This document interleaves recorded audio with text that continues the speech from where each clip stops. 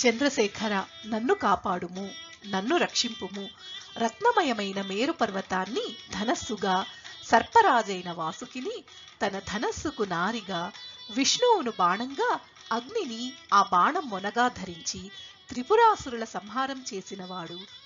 దేవతలందరి చేత నమస్కరింపబడేవాడు, వెండికొండ అయిన కైలాస పర్వత నివాసుడైన ఆ చంద్రశేఖరుడిని నేను ఆశ్రయించి ఉండగా ఆ యమధర్మరాజు నన్ను ఏమి చేయగలడు? 5 రకాల దేవతా వృక్షాల సుగంధభరితమైన పుష్పాలతో పూజింపబడే పద్మములు వంటి పాదద్వయం కలిగినవాడు, నుదిటి కన్ను నుండి ఉద్భవించిన అగ్నితో మన్మధుని దహించినవాడు, శరీరానికి భస్మాన్ని ధరించినవాడు, సంసార బంధాలను నశింపచేసేవాడు,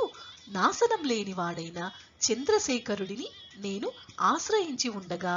ఆ యమధర్మరాజు నన్ను ఏమి చేయగలడు? మదించిన ఏనుగు చర్మాన్ని ఉత్తరీయంగా ధరించి మనోహరంగా కనిపించేవాడు,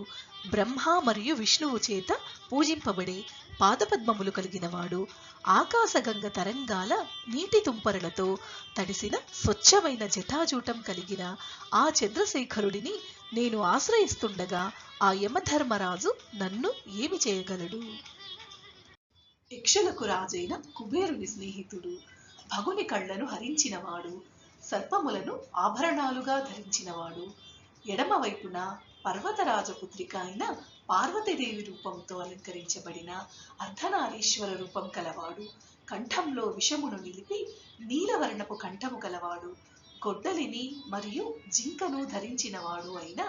ఆ చంద్రశేఖరుని నేను శరణు వేడుతుండగా ఆ యమధర్మరాజు నన్ను ఏమి చేయగలడు?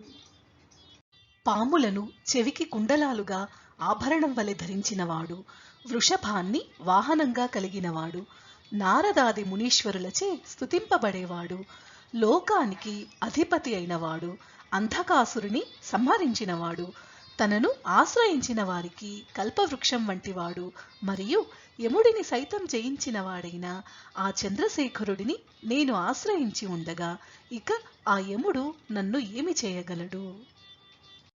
సంసార బంధంలోని వారికి ఔషధం వంటివాడు, సమస్త ఆపదలను హరించేవాడు, దక్షుడి యజ్ఞాన్ని నశింపచేసినవాడు,